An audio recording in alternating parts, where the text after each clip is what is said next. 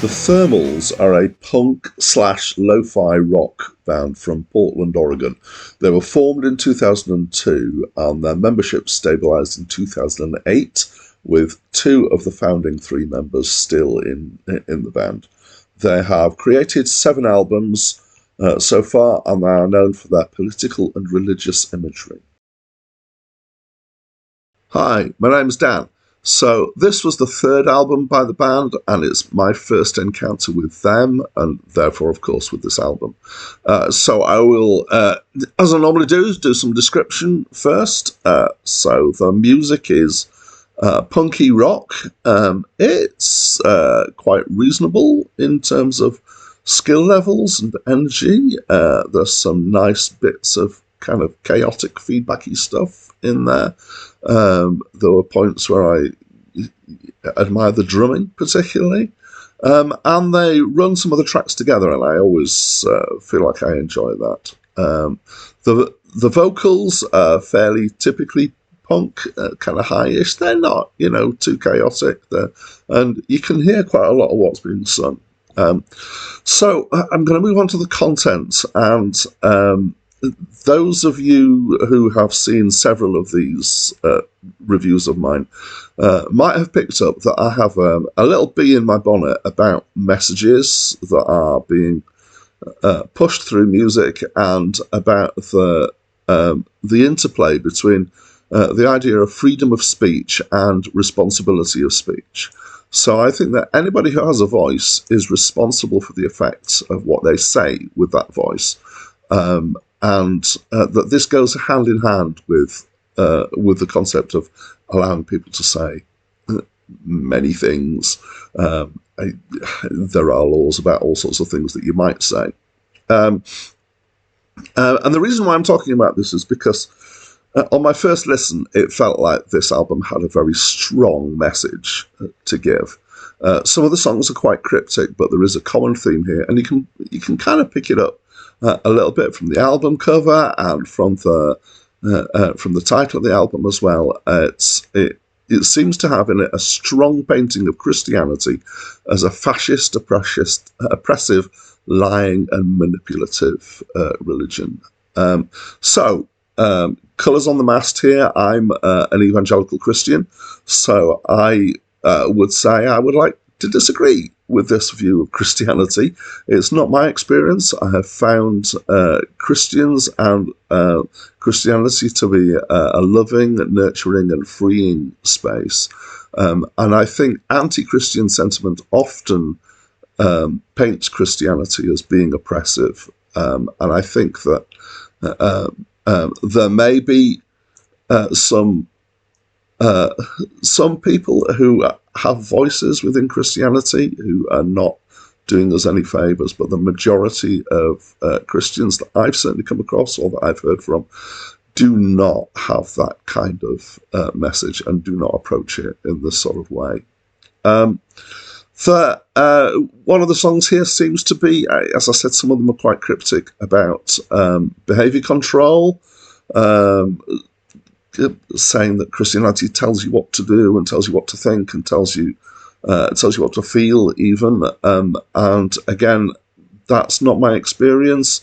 I think that sometimes people see Christianity as being a religion that does tell people what to do.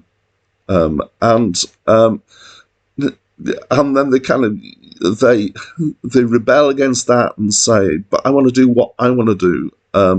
And to some extent, there may be some truth behind that, but also consider, I'm a parent, so I wouldn't let my children play with knives. I think that there is entirely the possibility that they would hurt themselves and other people if they did so. And a lot of the guidance that Christianity gives is actually about staying safe and not hurting yourself and not hurting other people. It's about having a best way to live.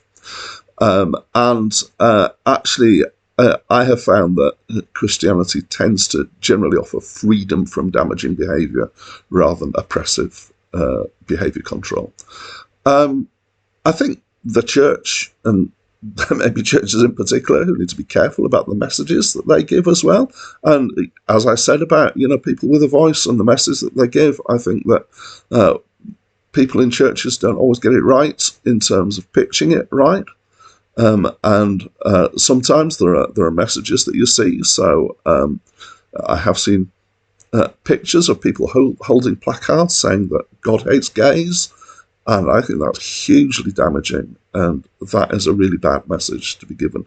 And those people are responsible for that message, and they're responsible for the fact that myself as a Christian is then lumped along with that in some kind of prejudgment of myself based on those messages that they're given. Anyway, that was my first listen, and I felt the need to say all that stuff.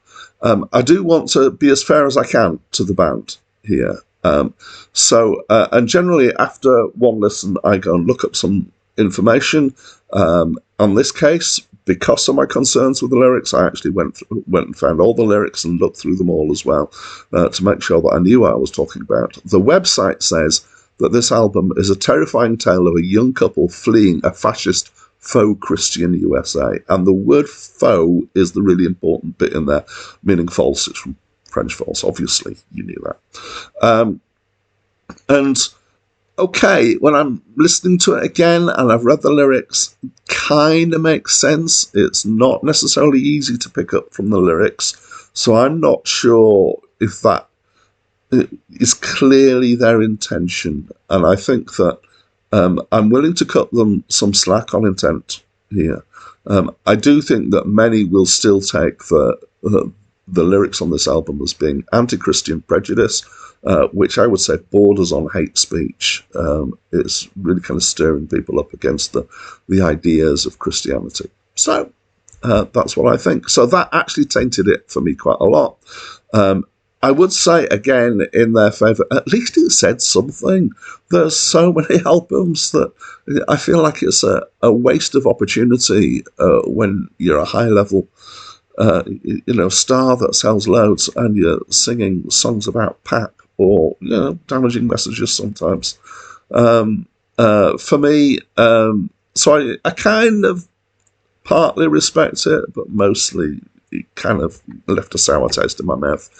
It wasn't musically engaging enough for me to forgive that for myself. I like some punk, but by no means all. So yeah, that was long-winded. That's my opinion. I know I've been maybe a little controversial, so if anyone wants to come back to me in the comments below, I'd love to hear from you. So that's it from me for now.